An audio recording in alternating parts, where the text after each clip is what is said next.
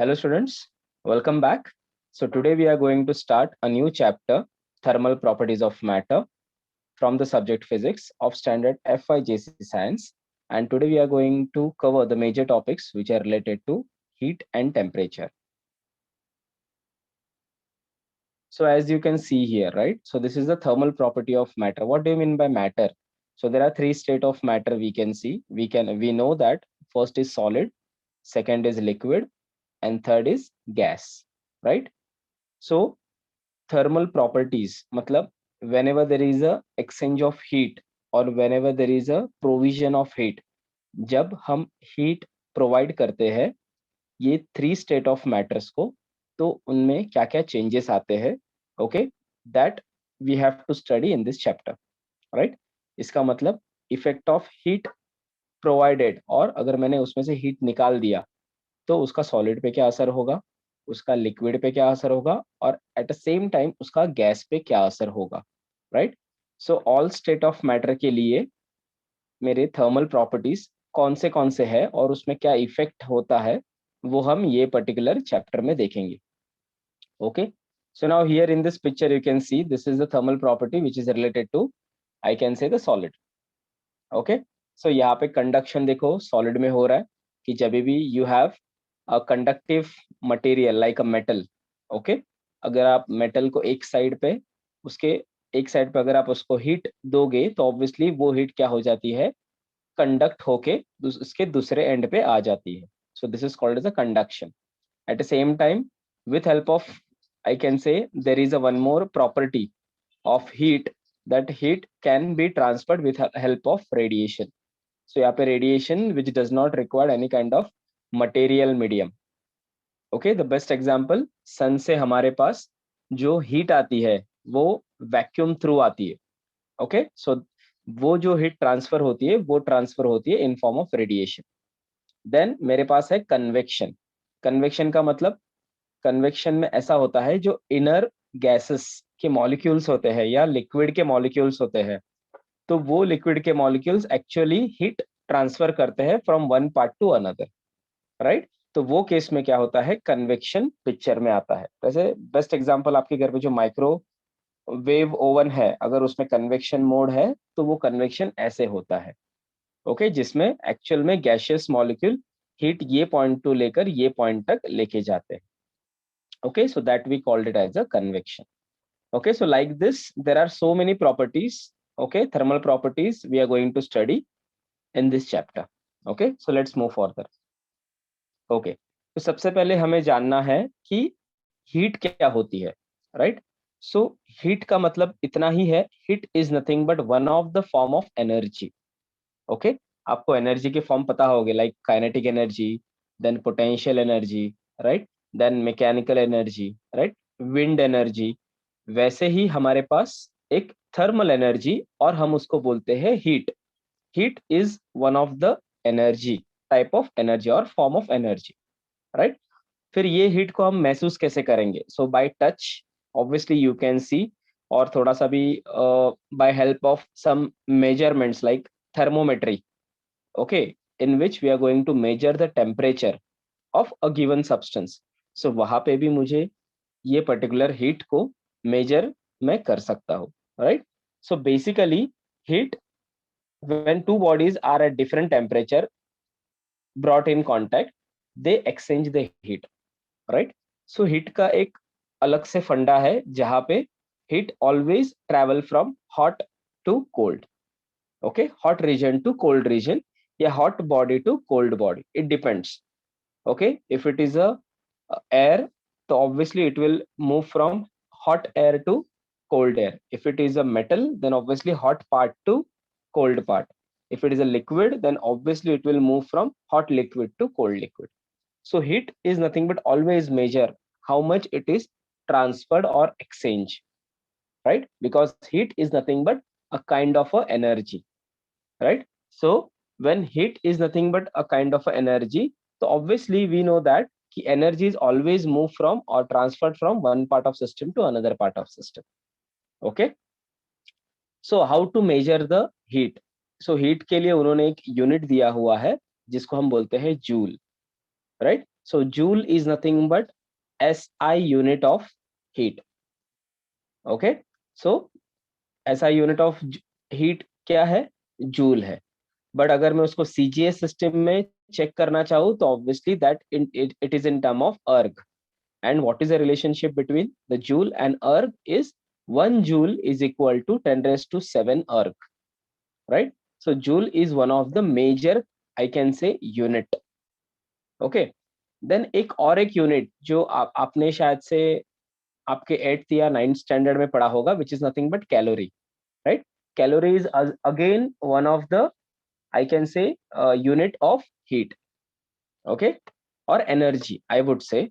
ठीक है, so calorie is nothing but usually measured, I can say, for smaller entities like food के इसमें usually calories में सारी चीजें मेंशन की जाती है, right? Like a kilo calories.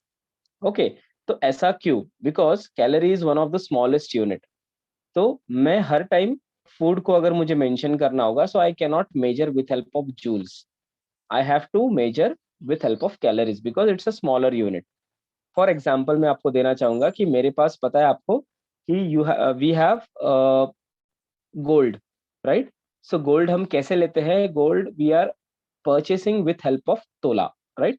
So 10 grams is equal to 1 tola. So why there is a new unit came into the picture? For simplicity. Okay, because I cannot say 0.001 kilogram तोला मैंने सोना खरीद लिया. No, it's very easy to do calculation with the tola, right? So that's why same here I can see.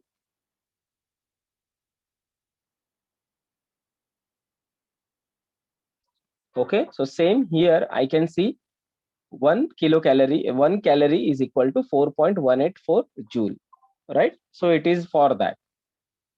Then अगर मुझे उसका dimensions निकालना होगा हीट का, तो obviously I have a heat dimensions like L2 M1 T-2 K0.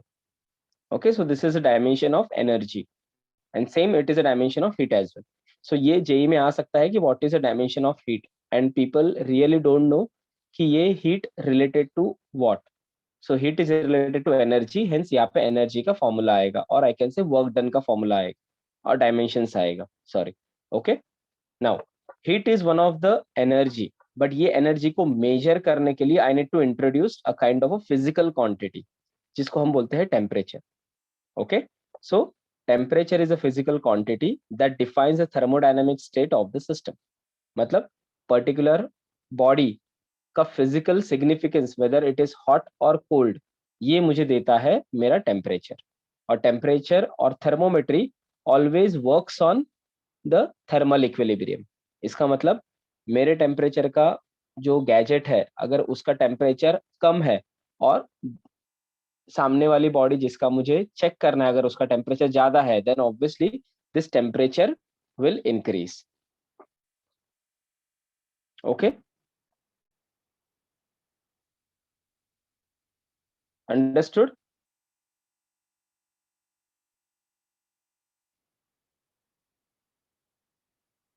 Now what we have to do. Okay,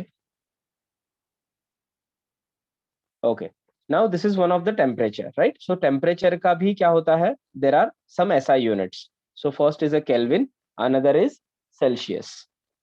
Then temperature also has a dimension because temperature हमेशा हम Kelvin में ही measure करते हैं. Then therefore only K1 is the dimension of the temperature. ऐसा नहीं कि dimension नहीं है. Yes, dimension is there, but only K1 is the dimension. Okay. Now measurement of temperature. So अभी temperature को measure कैसे करेंगे? So there is a science behind how to measure the temperature that we called it as a thermometry. Okay, so thermometry is one of the, I can say, science via which we can measure the temperature of given objects. The temperature at which pure water freezes at one standard atmospheric pressure is called ice point or freezing point of the water, right? So एक example दिया है कि हम temperature कैसे major करें. तो उन्होंने क्या बोला है कि अगर मुझे आइस पॉइंट या freezing point of water measure करना है तो उसको आइडेंटिफाई करना पड़ेगा कि when pure water freezes at 1 standard atmospheric pressure, मतलब 1 atm पे अगर मेरा प्योर वाटर फ्रीज हो रहा है तो वो टाइम पे जो टेम्परेचर मेजर होगा that we called it as a ice point or freezing point. At the same time, this is also the melting point of the ice, because जैसे ही 0 degree से थोड़ा सा भी अगर ज्यादा गया तो ऑब्वियसली मेरा वो मेल्टिंग पॉइंट हो सकता है, right?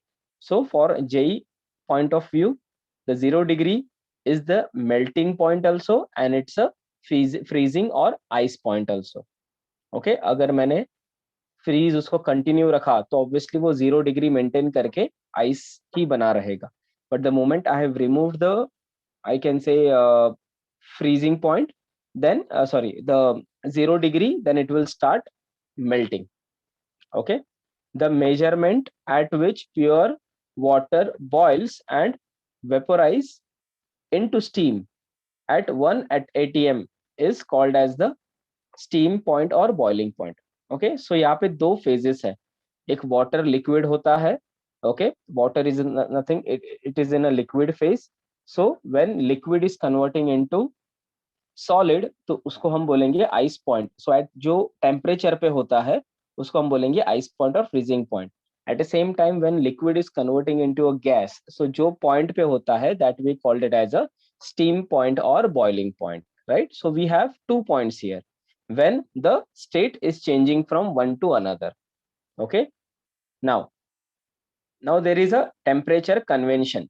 So according to this freezing point and boiling point, there is a temperature conventions that we have taken into the consideration, right? हमने एक standard set करके रखा है कि the temperature at which pure ice melt at 1 atmospheric pressure or the ice point or freezes, that we called it as a 0 degree Celsius. तो उसको हम बोलेंगे 0 degree Celsius. And the temperature at which the pure water boils at 1 atmospheric pressure, और उसको हम बोलेंगे steam point, that has to be at 100 degree Celsius. So हमारे convection हमारे कन्वीनियंस के हिसाब से साइंटिस्ट लोगों ने ये 0 डिग्री एंड 100 डिग्री सेट करके रखा हुआ. Okay, so this is nothing but some conventions of temperature that we have to take as it is, as a standard. Okay, now so there are some scale of temperature. Okay, temperature के पास खुद के क्या है, scales है. Scales का मतलब क्या कि एक temperature measure करने के लिए I need to have some standard set of, I can say, scale, जिसके through only I will exactly measure the temperature. जैसे आपके पास लेंथ मेजर करने के लिए आपके पास एक प्रॉपर स्केल है. वो स्केल किसने बनाया, कैसे बनाया? Those have been made by the scientist. Okay, और उसका एक प्रॉपर डिस्टेंस ही होना चाहिए थ्रू विच आपने ऐसा नहीं देखा हुआ कि हाँ उसके, मेरे फ्रेंड का स्केल 1 सेंटीमीटर को कुछ अलग दिखाता है, मेरा स्केल 1 सेंटीमीटर को कुछ अलग दिखाता है. No, so scale has to be calibrated, और उसको जो बनाया है वो उसका जो स्टैंडर्ड मैकेनिज्म है that has to be standard always. Okay, I can not make कि हाँ थोड़ा सा ऊपर नीचे चलेगा. No, in case of proper scale it has to be a proper calibrated scale, right? But scale can be a different. आपके I can say scale पे there are two phases. एक साइड में होता है सेंटीमीटर और दूसरे side में होता है मेरा normal inches, right? So I have a two set. First is the centimeter, another is nothing but the inches. तो सिमिलरली यहाँ पे भी टेम्परेचर के दो स्केल है, एक है सेल्सियस और दूसरा है Fahrenheit, right? So Celsius cell कैसा होता है? On this scale, the ice point is marked as a 0 and the steam point is marked as a 100, right? Both taken at normal atmospheric pressure. At the same time, Fahrenheit जो scale होता है वो थोड़ा सा अलग होता है, right? अभी आप बोल रहे होगे कि सर ऑलरेडी अगर मुझे सेल्सियस मुझे दे रहा है कि 0 to 100 दे रहा है, then why there is a need of Fahrenheit scale?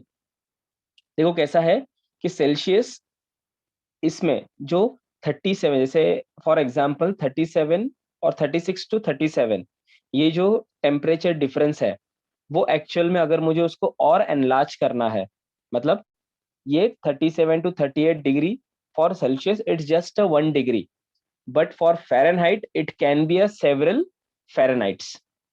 Okay, मतलब आपने देखा रहेगा कि आपके थर्मोमीटर में कि 37 to 38 डिग्री बॉडी टेम्परेचर होने के लिए there are several I can say Fahrenheits that it has to pass, like 98.8 पे अपना 36 डिग्री बॉडी टेम्परेचर आता है.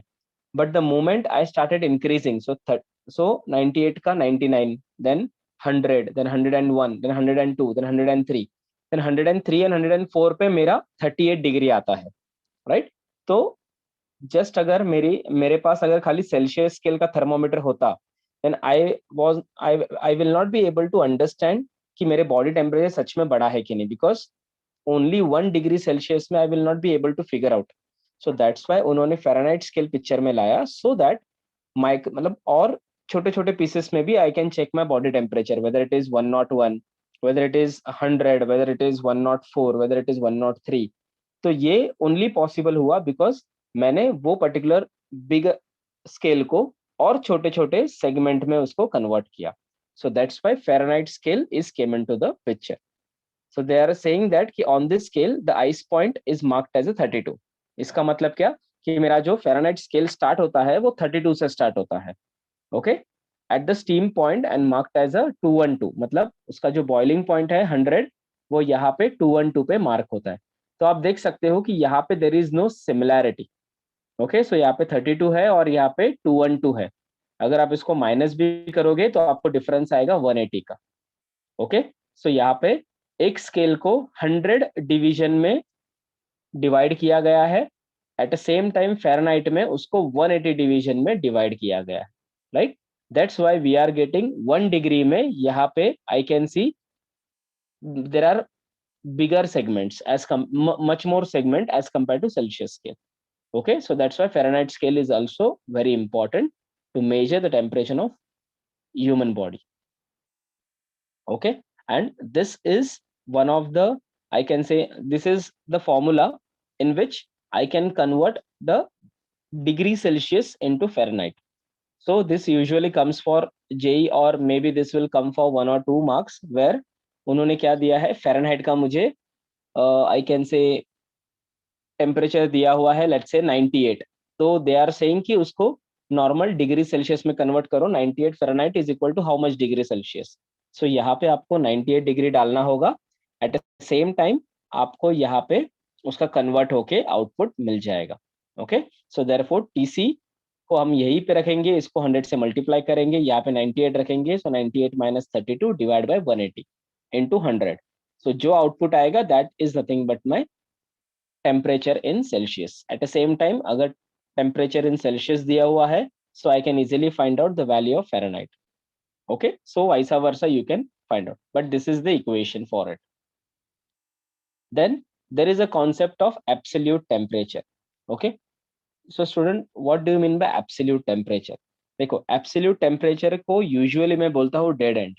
Dead end मतलब अगर आपने देखा होगा कि 0 डिग्री सेल्सियस पे मेरा particular I can say water freeze होता है और उसका कन्वर्ट होता है आइस में, राइट. बट अगर मैं और नीचे टेम्परेचर फॉल करते जाऊँ, जैसे मैंने अगर -10 डिग्री लिया, देन ऑल्सो -10 डिग्री में भी आइस का आइस ही रहेगा, राइट. ऑल्सो मैंने अगर उसको -20, -100 डिग्री लिया, तो obviously again the ice will be in the form of ice only, right, because water का जो फ्रीजिंग पॉइंट है वो है 0 डिग्री. तो उसके नीचे भी अगर मैं लेके गया तो क्या होगा, मुझे हमेशा वो आइस ही मिलेगा. But there are some other materials, like there are some methane, there are carbon dioxide, then there are some other liquids like oil and all, right. तो हर एक का जो फ्रीजिंग पॉइंट होगा वो 0 डिग्री सेल्सियस नहीं होगा, right, because हमने बचपन से सब खाली इतना ही देखा है कि जब भी फ्रीज होता है मतलब that is always a water, right. But it doesn't mean that कि हमारे पास हमेशा वाटर ही होगा एक्सपेरिमेंट के लिए. So there are so many other materials जिनका फ्रीजिंग पॉइंट अलग अलग होता है, राइट. सो कोई कोई मटेरियल का -200 डिग्री होता है, कोई कोई लोगों का -100 होता है, right. So it depends on the material. But ऐसा देखा गया है कि एक जो फ्रीजर होता है जिसमें ये सारा कंडीशन अचीव किया जाता है, तो वो उसका जो मैक्सिमम लिमिट होगा टेम्परेचर जनरेट करने का, वो है 273.15 डिग्री केल्विन। ओके, और सारे मेटल, कोई भी मेटल हो, कोई भी मटेरियल हो, वो हमेशा -273 डिग्री पे फ्रीज होता, मतलब होता ही है। Okay, because there is no possibility to generate the lower temperature more than -273.15 degree Celsius, right. तो आप देख रहे होंगे कि ये -273 यहाँ पे ऐसा स्पेसिफिक क्यों लिखा है। दिस इज बिकॉज हमने देखा था कि 0 degree is equal to 273.15 Kelvin, right. तो इसका मतलब ही क्या, -273.15 डिग्री सेल्सियस, इसका मतलब 0 kelvin, right. So there is no possibility to generate the temperature lower than 0 degree Kelvin. Okay, 0 kelvin से किसी ने भी अभी तक टेम्परेचर कम नहीं किया है, and there is no machine available, so that's why this is called as a 0 degree, or this is called as a absolute temperature, whereas there is no possibility to bring down the given temperature below than 0 degree Kelvin. That's why वो dead end है, उसके आगे कुछ नहीं है, right? So 0 degree Kelvin से लेकर फिर बहुत सारे टेम्परेचर तक हम लोग उसको बढ़ा सकते हैं। So there is no limit to upper end, हम लोग कितना भी टेम्परेचर बढ़ा सकते हैं, like sun is having the highest temperature, right. But freezing point पे एक there is a lower side पे there is a temperature, so at 0 degree Celsius finally I have a minimum inputs. Okay, so 0 degree Kelvin is the absolute temperature of the universe, I can say. Okay, so that's we call it as a absolute temperature. Now in order to explain, okay, so there is a one more phenomenon, we called it as a triple point. Okay, so triple point का मतलब क्या है, देखो best example, आपके घर पे अगर ice होगा, राइट, तो आप आइस को इमीडिएटली आपके हाथ पे लेकर थोड़ा सा सनलाइट की तरफ देखना, उसको लेके जाना, and you can see the ice melt भी हो रहा है, at the same time you can see some fumes also. Okay, so ऐसा क्यों हो रहा है, because the ice which is in a solid state is converting into liquid also, at the same time it is converting into vapor also, right? So ये जो point पे होता है, ये जो डिग्री सेल्सियस पे होता है, उसको हम बोलेंगे triple point. Okay, so why it is called as a triple point, because it is converting into three phase of matter। अच्छा,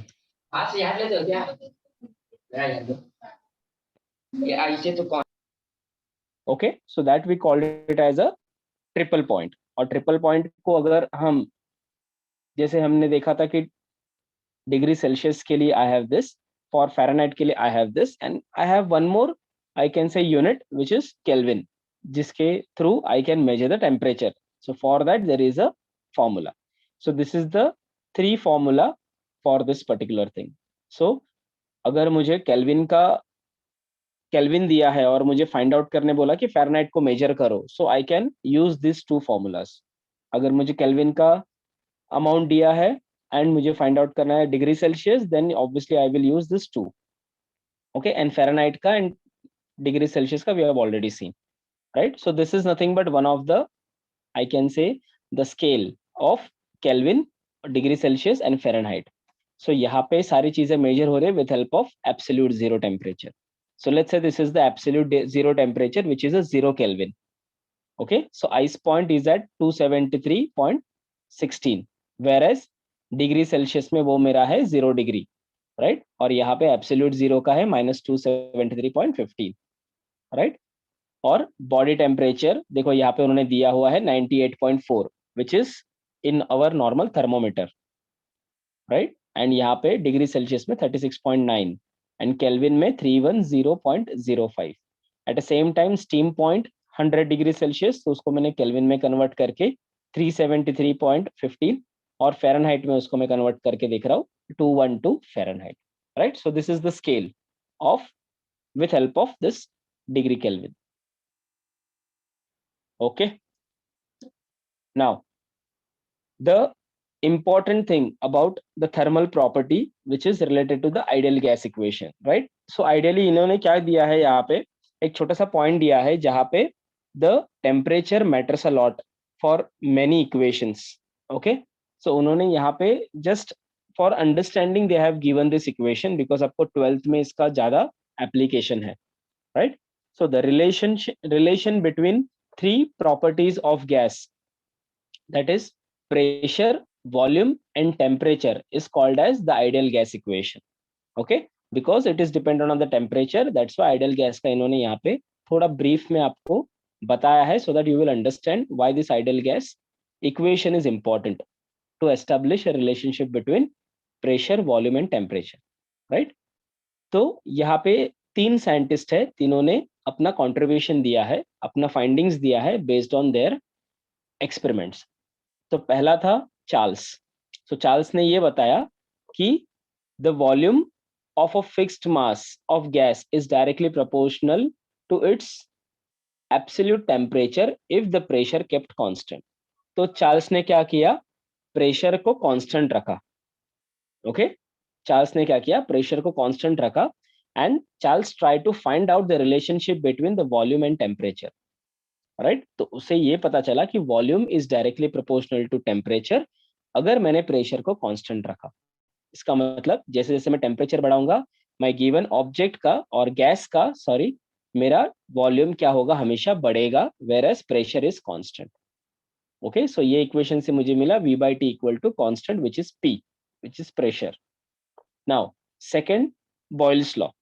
सो बॉयल्स ने ये बोला कि अगर एक fixed mass of gas at which at constant temperature the pressure is always inversely proportional to volume.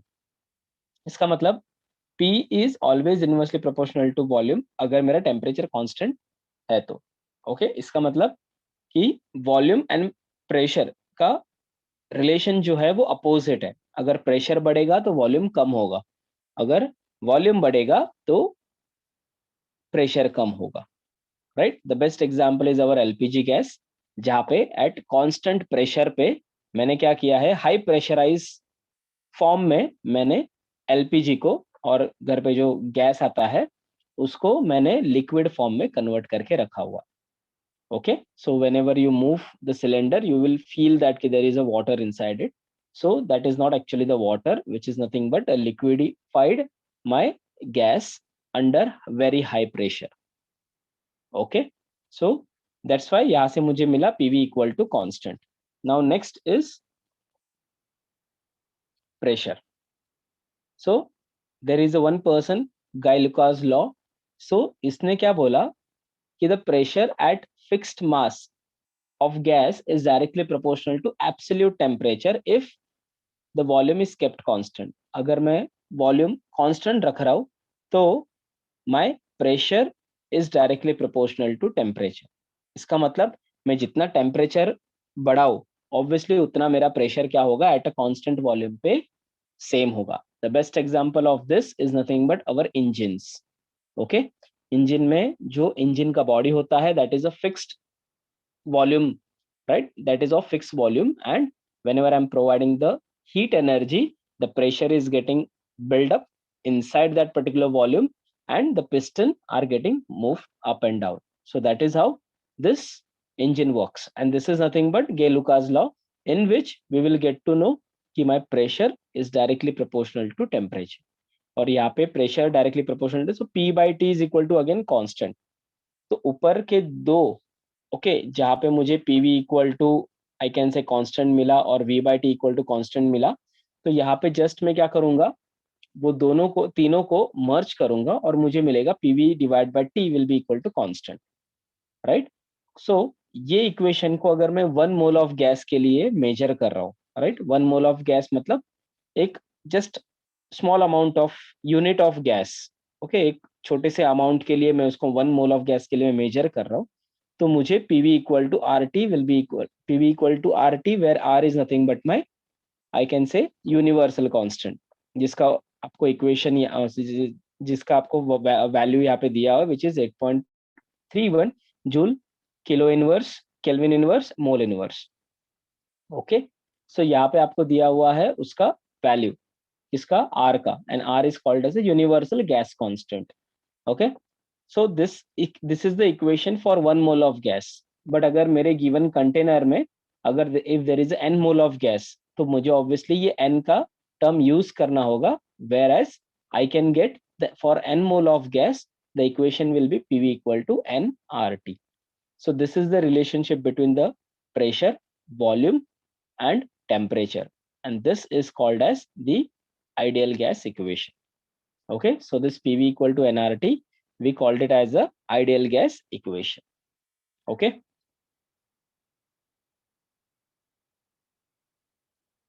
yeah. So now next is very much simple, because if I'm thinking about only about the solid, okay, so solid में expansion कैसे होता है? So there are three ways, because solid के पास तीन dimensions होते हैं. Okay, first is length, okay, then second linear, then second is that is nothing but 1D. 2D में क्या होता है, उसके पास area होता है, okay, and 3D में उसके पास होता है volume, okay, in which the expansion will happen in three dimensional axis. और aerial में we have only two dimensional axis, और linear में we have only one dimensional axis. Okay, so let's talk about the first. अगर मैंने एक given, I can say one dimensional object which is nothing but a normal rod, okay, which is made up of solid. So ये solid material को अगर मैंने expand किया with help of thermal energy, okay, then what is the change? Okay, उसमें आ रहा है that I have to study. Okay, so what do you mean by linear expansion? The expansion in length due to thermal energy is called the linear expansion. Okay, so again मैं बता रहा हूँ यहाँ पे, the expansion in length due to thermal energy is called linear expansion. Okay, तो इसका मतलब क्या कि मेरे पास जो thermal energy है, राइट, उसका मैं एक्सपांशन यहाँ पे ले रहा हूँ. सो यहाँ पे आप देख सकते हो कि this is nothing but a normal length, right. अगर जैसे मैंने उसको एनर्जी प्रोवाइड किया, तो there will be change in the length. So original length minus final length. Okay, so final length minus original length will give me the delta L, and divided by original length, which is directly proportional to the change in the temperature which I am giving. Because इसको मैं provide कैसे करूंगा, उसका temperature change करके उसमें heat provide करूंगा. Okay, और delta L divide by L is directly proportional to change in temperature. और ये चेंज इन टेम्परेचर को मैं क्या करूंगा, यहाँ पे एक कोइफिशिएंट में लूंगा, उसको मैं बोलूंगा alpha. Okay, so alpha is called as the coefficient of linear expansion of solid, and its value depends on the nature of material.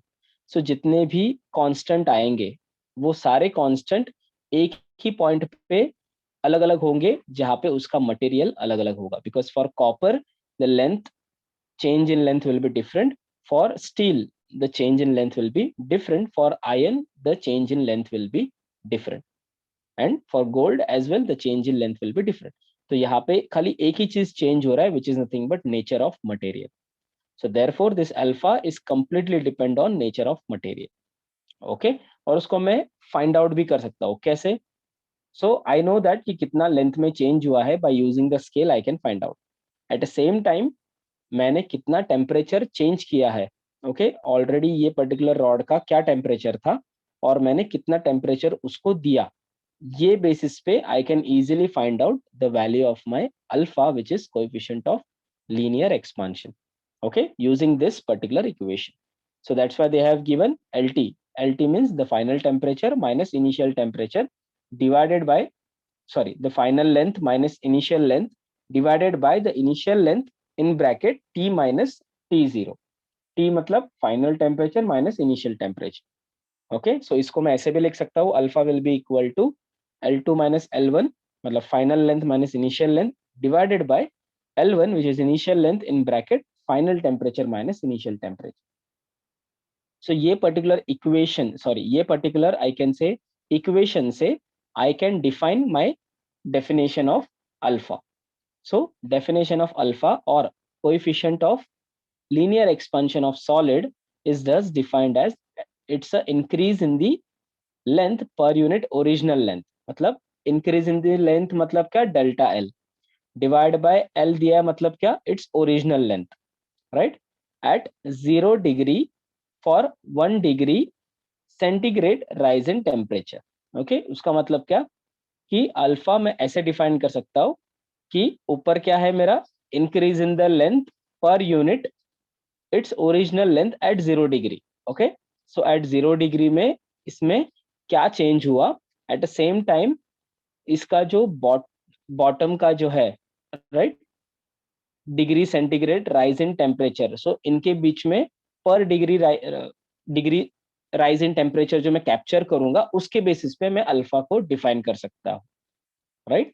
तो यहाँ पे देर आर 3 एंटिटीज. एक तो है increase in length per unit मतलब ये line, और नीचे क्या है, the original length at 0 degree Celsius and also 1 degree centigrade rise in the temperature. मतलब ये दोनों में जो 1 डिग्री सेंटीग्रेड राइज होगा तो उसके बेसिस पे I can define the value of alpha.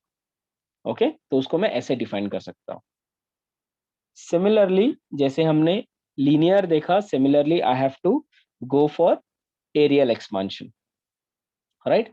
So in terms of areal expansion, यहाँ पे एरियल एक्सपेंशन देखो कैसे हो रहा है कि मेरा ये पहले सरफेस एरिया था, जैसे मैंने उसको हीट प्रोवाइड किया तो इट गॉट एक्सपांडेड, राइट. तो एक्सपांड कौन से डायरेक्शन में हुआ, ये डायरेक्शन में हुआ, एक्स डायरेक्शन में और वाई डायरेक्शन में. So that's why it's a 2 dimensional expansion, और उसको हम बोल सकते हैं areal expansion. The increase in delta A, so आप देख सकते हो कि ये जो एक्स्ट्रा पार्ट है उसको हम बोलेंगे फाइनल माइनस इनिशियल. सो मुझे ये पार्ट मिलेगा तो उसको मैं बोलूंगा delta A. So the increase in delta A और in the surface area on hitting is called as a aerial expansion और superficial expansion, right. तो superficial देखो ये नया टर्म है, right. तो superficial expansion का मतलब ही क्या होता है, aerial expansion. So whenever it will come in your JEE, so they will always give this words, superficial expansion. What do you mean by superficial expansion, right? So you should know superficial expansion is my aerial expansion, right. So यहाँ पे उन्होंने एक simple formula दिया हुआ है, same, change in area divided by original area is directly proportional to the change in temperature. At the same time अगर मुझे proportionality हटाना है तो obviously I have to use this beta. Okay, beta is nothing but my proportionality constant. Okay, so ये मेरा beta क्या है, proportionality constant.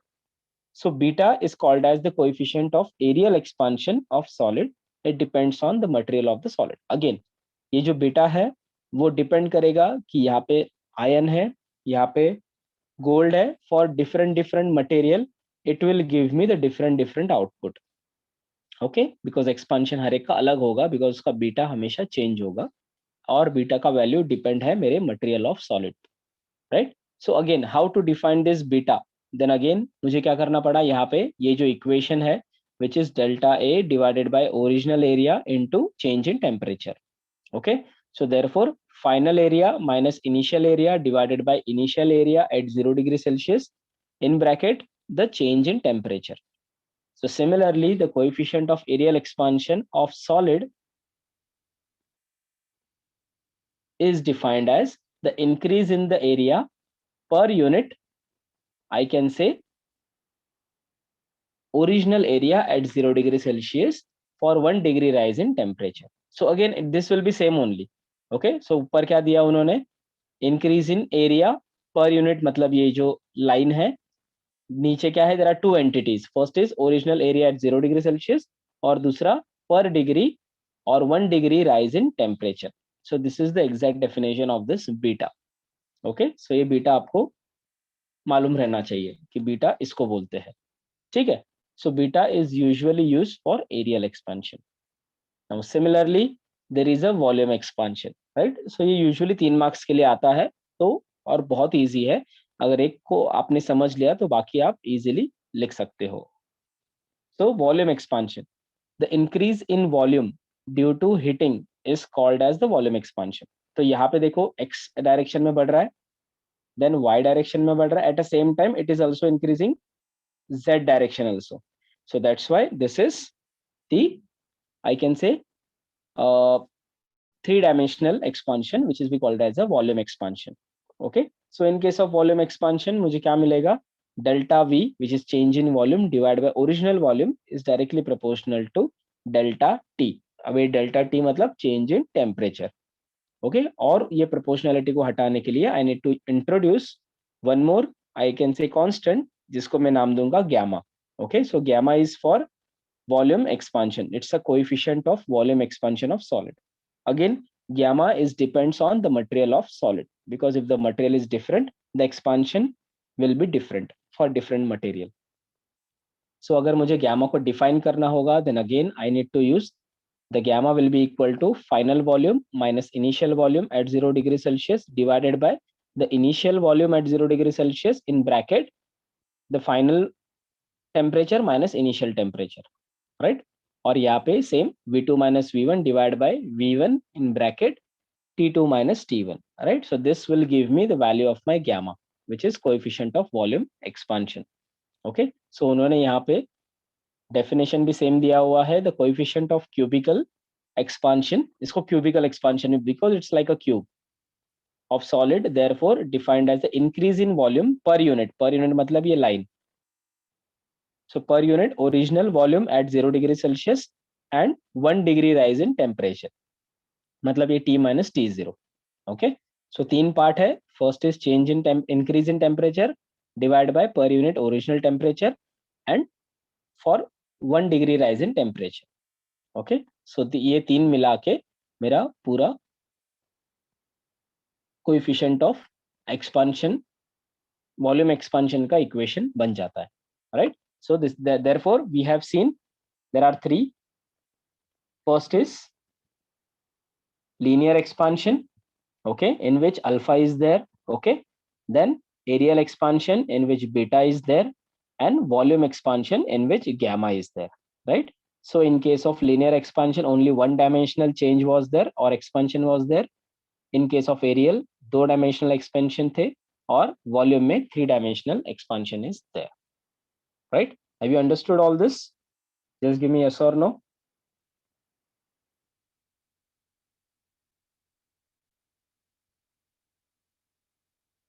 Okay, perfect.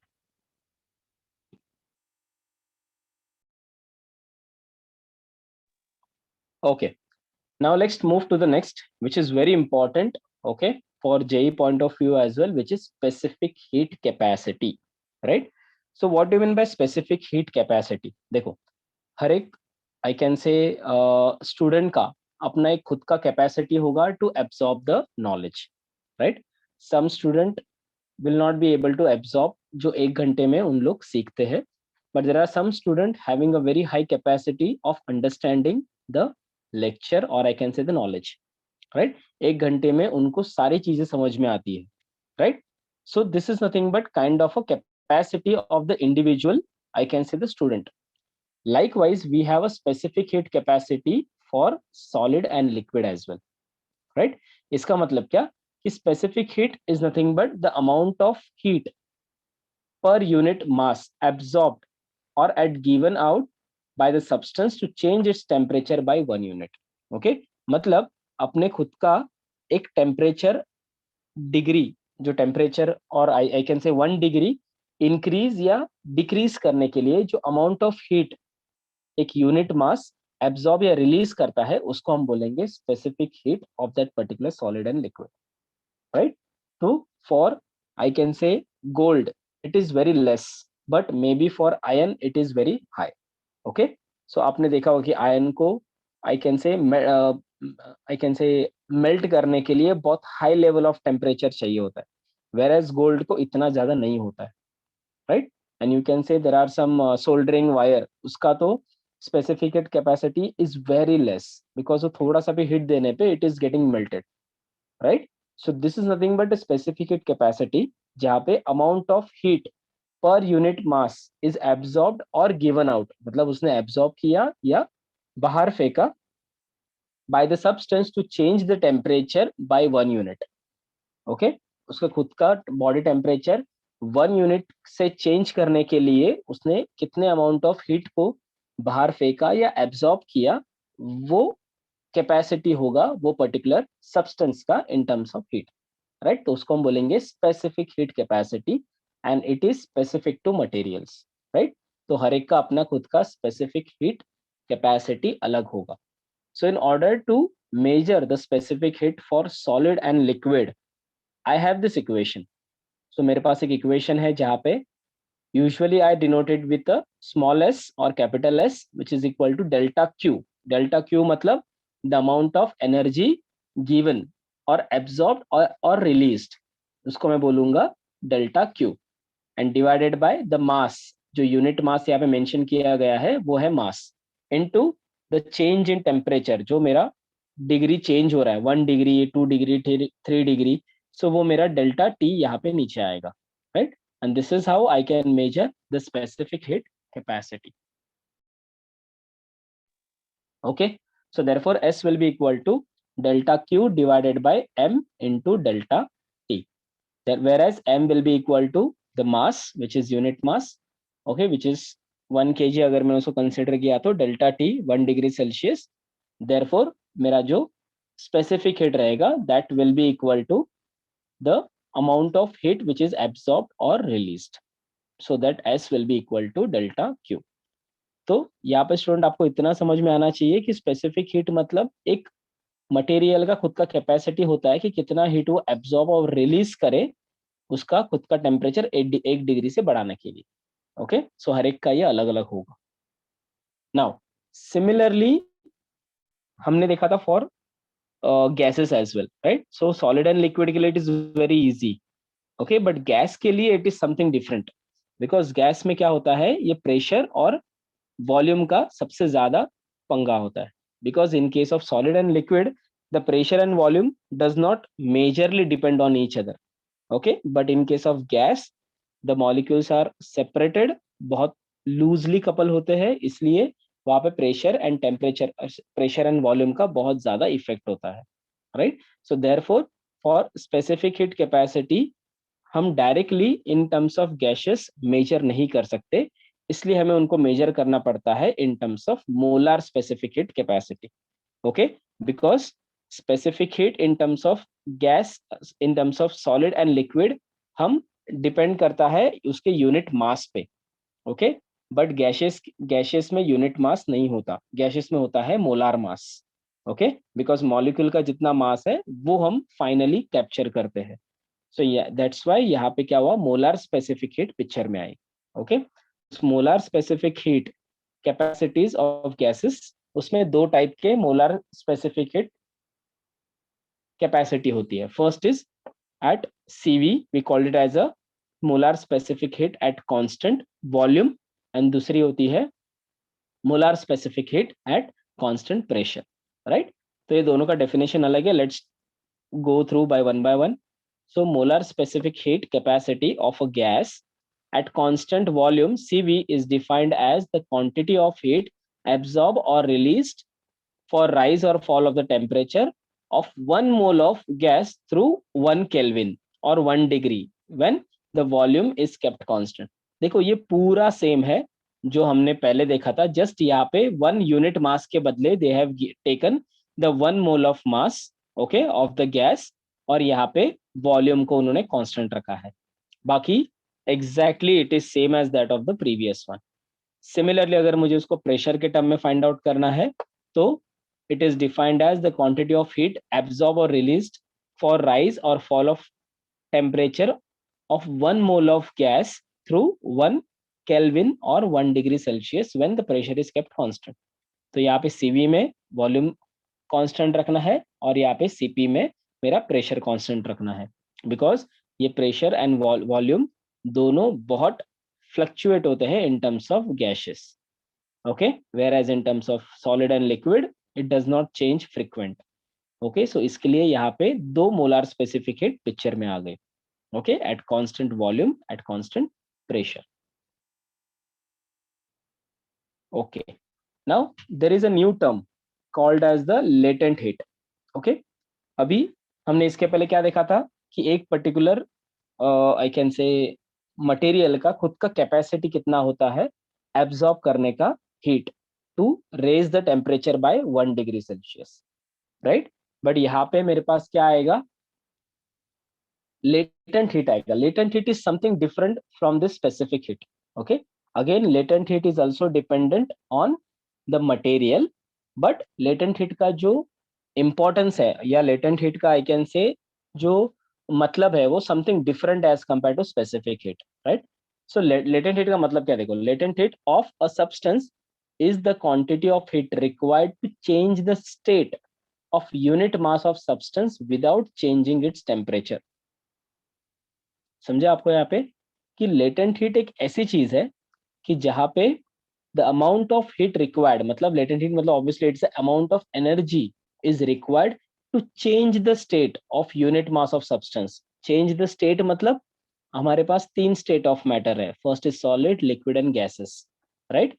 तो ये तीनों में से एक स्टेट से दूसरे स्टेट में कन्वर्ट होने के लिए जो हीट लगती है और जिसमें टेम्परेचर चेंज नहीं होता, उसको हम बोलेंगे लेटेंट हीट, राइट? तो आप बोलोगे सर ये ऐसे कैसे पॉसिबल है जहां पे टेम्परेचर चेंज नहीं होता?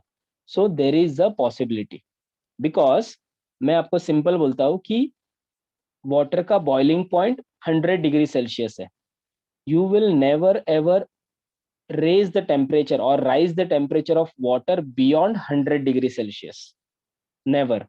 ओके, और आप एक गिवन आइस का टेम्परेचर कभी भी 0 डिग्री सेल्सियस के नीचे नहीं गिरा सकते, right?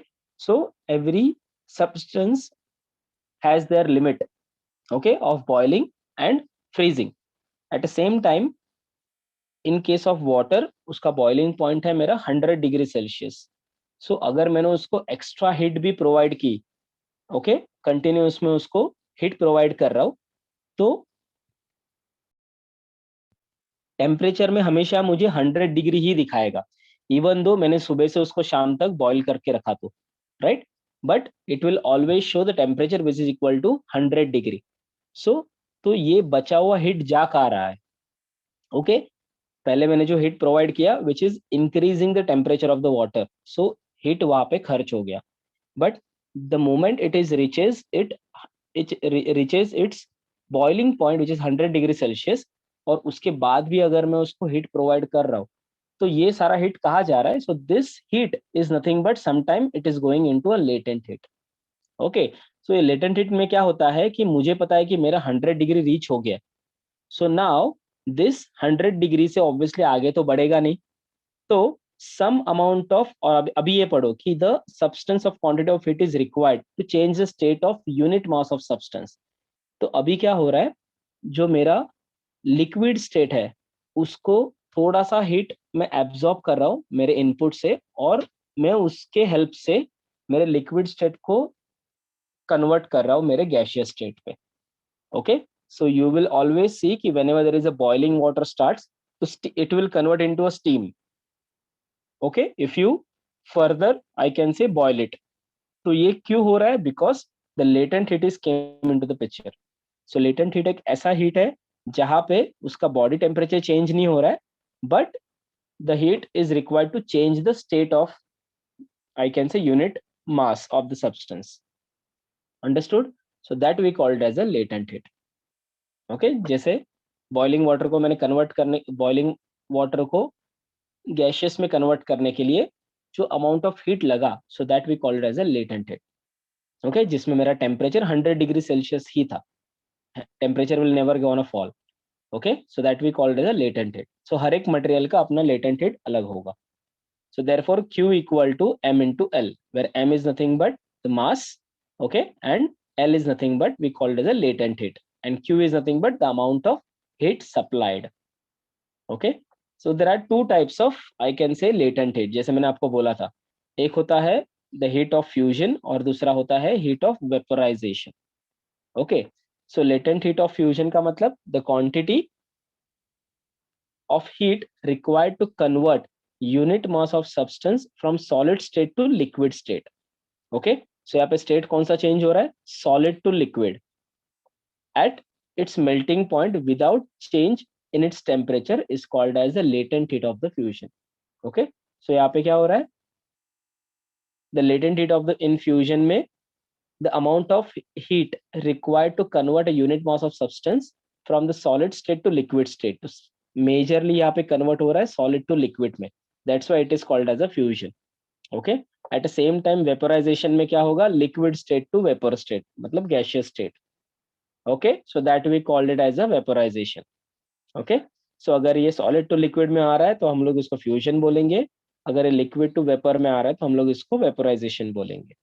Okay, at its boiling point without change in temperature it's called as the latent heat of vaporization. और यहाँ पे latent heat of मेरा क्या हो जाएगा, fusion हो जाएगा. Okay, so it's very simple to understand the latent heat.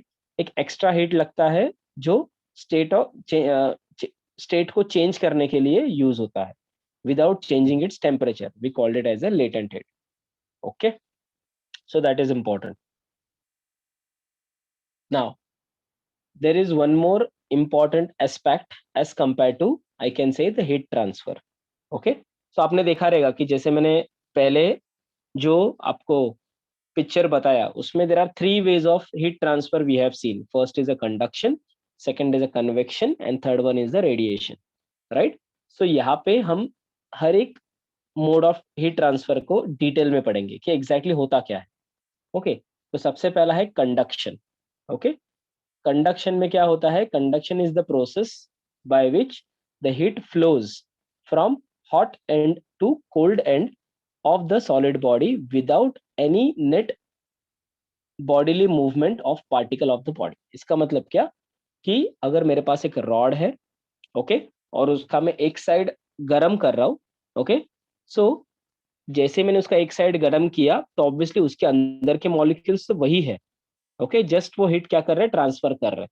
और मेरे एंड पे क्या हो रहा है, दूसरे एंड पे after some point of time I will feel the heat. So उसमें क्या हुआ, कंडक्शन हुआ. But in this case the actual molecules उसके स्टार्ट में उठ के उसके एंड में नहीं आ रहा है. Right. The molecule is always there, they are just vibrating about their position. और वाइब्रेशन से क्या हो रहा है, वो हीट मेरा पूरा कंडक्ट कर रहा है. But actual there is no movement of, I can say, particle of the body happened. So उसको हम बोलेंगे कंडक्शन. ओके. सो यहाँ पे दिया हुआ है T1 टू T2. तो मेरा जो ट्रांसफर हुआ वो हुआ T1 टू T2 हुआ. So the conduction in this process by which heat flows from hot end to cold end of a solid body without net without any net bodily movement of the particle of the body. Right. So that's why ये case में मुझे क्या मिला, conduction मेरा output मिला. Okay. Now there is a one more term called as a thermal conductivity. Okay. So thermal conductivity क्या है? So thermal conductivity is nothing but of a solid is a measure of ability of solid to conduct heat through it. Simple. Right. तो thermal conductivity of solid का मतलब क्या, उसके पास एक ability होगा ये थर्मल एनर्जी को one point to another point में कंडक्ट कर सके या उसको ट्रैवल करवा सके. Right. So good conductor of heat have higher thermal conductivity than bad conductors. जैसे wood is the bad conductor. Right. इसलिए कभी कभी हम वुडन स्पून यूज करते हैं, right, to serve the food and all. Okay. Instead of metal. Right. So in that case because that is a bad conductor. Okay. But in some case the good conductors are very much important, right, like apparatus, instruments and all. Good conductors are very much important. Thermal conductivity of solid of, so this is called a thermal conductivity. Now we have a coefficient of thermal conductivity. Now we have, so how to identify or how to measure this coefficient of thermal conductivity. So we have a coefficient of thermal conductivity of a material is defined as the quantity of heat that flows in 1 second between the opposite faces of cube of 1 meter, the faces being kept at a temperature difference of 1 degree Celsius. So by help of this particular, I can say, cube, I can easily define this particular coefficient of thermal activity. Okay. So coefficient of thermal conductivity का ये जो symbol है which is they are denoting with help of K. So K will be equal to Q into X. Okay. X is nothing but you can see here the distance between जहाँ पे ये conduction flow हो रहा है from T1 to T2. So and Q is nothing but my given amount of heat. Okay. And area is nothing but ये जो T1 जो है दैट इज नथिंग बट उसका area, and T1 and T2 is nothing but temperature difference, उनके बीच में temperature difference कितना होना चाहिए, 1 degree Celsius. Okay, so the coefficient of thermal conductivity अगर मुझे मेजर करना है, so how I can major, defined as the quantity of heat that flows in 1 second between opposite faces of the cube side of 1 meter, the faces being kept at temperature difference of 1 degree Celsius. Okay, so 1 second में यहां से यहां जितना heat जा रहा है, okay, whereas the distance is 1 metre and temperature difference is 1 degree Celsius, उनके बीच में हम क्या कर, उनका जो आउटपुट मिलेगा that is nothing but my coefficient of thermal conductivity. Okay, so therefore मैं यहाँ पे बोल सकता हूँ कि Q is directly proportional to area as well as the temperature difference as well as the time which is 1 second divided by the distance between them. Okay, so therefore Q will be equal to K in bracket where K is nothing but coefficient of thermal conductivity.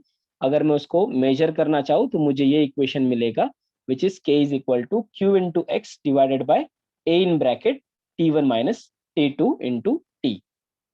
Okay, so ये मेरा क्या होगा, coefficient of thermal conductivity होगा। Okay, और उसको मैं major ये particular definition से कर सकता हूँ। Okay, so this is for the conduction. Now similarly I have a convection. Okay, जैसे मैंने आपको बोला था कि we have convection is usually where the molecules of, I can say, fluids usually come into the picture. Now what do you mean by fluids मतलब that state of matter which flows. Okay, देखो solid कभी flow नहीं होता, but gas and liquid always flows, तो उसको मैं बोलूंगा fluid. Okay, so the convection is the process of heat transfer by bulk movement of molecules within the fluid, मतलब gases and liquids. तो कैसे होता है कि यहाँ पे अगर मैंने 1 पार्ट ऑफ लिक्विड को गर्म करना स्टार्ट कर दिया तो बॉटम का लिक्विड जैसे ही गर्म होता है तो सारे मॉलिक्यूल्स ट्रैवल होते हैं टॉप पे, एंड ऊपर का ठंडा वापस नीचे आ जाता है, राइट, बिकॉज जो गर्म पानी होता है that is always float at the top, right, so there is a movement of, so here there is actual movement of molecules are happening, so that's why हम उसको बोलेंगे movement of molecules within fluids, right, और उसको हम बोलेंगे convection. In liquid and gases, the heat is transmitted by convection because their molecules are quite free to move about, right? So therefore, यहाँ पे क्या होता है, कन्वेक्शन पिक्चर में आता है, राइट, सॉलिड में कभी भी कन्वेक्शन नहीं होगा। Okay, the convection is always happens in terms of liquids and gases. So application of convection, heating and cooling rooms. The mechanism of heating a room by heater is entirely based on the convection. So यहाँ पे simple example है, आपके घर पे air condition होगा, that is also one of the example of convection. Then cooling of transformers, आपके बाहर जो ट्रांसफॉर्मर्स है उसमें usually they use oil, a tank containing oil, जिसमें अपर एंड लोअर पार्ट होता है और ये ऑयल हमेशा घूमते रहता है, राइट, सो दैट ऑयल क्या करता है, जहाँ पे ट्रांसफॉर्मर का बॉडी हिट होता है वहां पे ऑयल वो सारा हिट कंज्यूम करके लोअर पार्ट में अगेन आता है, where as it getting cooled with the local environment. Okay, and again it will go up for gaining the temperature, और ये घूमते रहता है, so that's why how the transformer is getting, I can say, cooled. So there are some application of convection. Same time, there is a third way of heat transfer, which is nothing but radiation, right? So mostly the radiation happens with help of electromagnetic waves. Okay, so the transfer of heat energy from one place to another via emission of electromagnetic energy in a straight line with the speed of light without hitting the intervening medium is called as the radiation. Simple, right?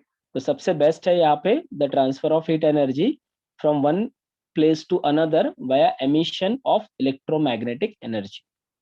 Okay, so यहाँ पे क्या हो रहा है, simply एक point से another point में अगर मुझे हीट को ट्रांसफर करना है तो with help of emission of electromagnetic energy मैं ये कर सकता हूँ।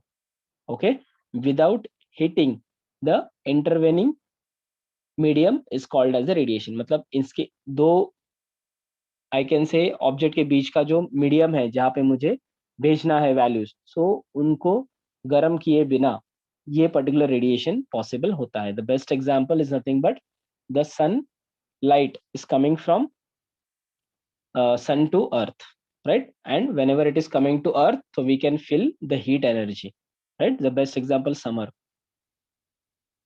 For transfer of heat by radiation, molecules are not needed.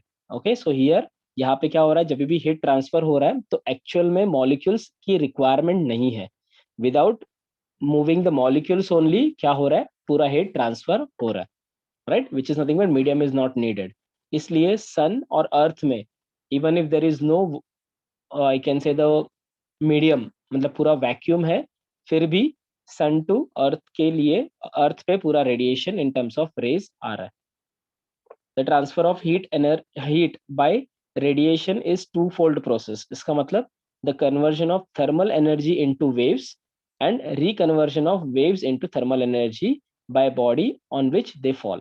Okay, so जब भी सन से टू फोल्ड प्रोसेस क्यों बोला है, because whenever it is coming from sun तो थर्मल एनर्जी कन्वर्ट हो रहा है रेज में और वेव्स में. ओके, और वो ट्रैवल हो रहे हैं with help of electromagnetic waves through vacuum. और जब भी वो वापस अर्थ पे आ रहे हैं और वो जिस भी ऑब्जेक्ट पे गिर रहे हैं, अगेन वहां पे क्या हो रहा है, they are converting those waves into thermal energy. Okay, and we will start feeling the heat, and that is how this body on the which fill will start getting the thermal energy. Okay, so that's why it is called as a two-fold process. Now again, application: earth receives the large quantities of heat from the sun, even if it is there is no, I can say, medium present. Okay, but still we will get the radiation, we will still receive the heat. So that is how radiation works. Okay, so this is the third way of heat transfer. So first we have seen the conduction, okay, which is always happen in solid. Then second we have seen the convection, which is happen in liquid and gaseous. And third, it is in a radiation. Now this is very important, the Newton's law of cooling, right? आपने देखा होगा कि जितना पानी ज्यादा गर्म होता है, राइट, उतना वो ज्यादा अमाउंट ऑफ हीट बाहर सराउंडिंग में भेजता है, राइट? बट जितना पानी कम गर्म होता है उतना उसका रेट ऑफ हीट एक्सचेंज उतना ही कम होता है.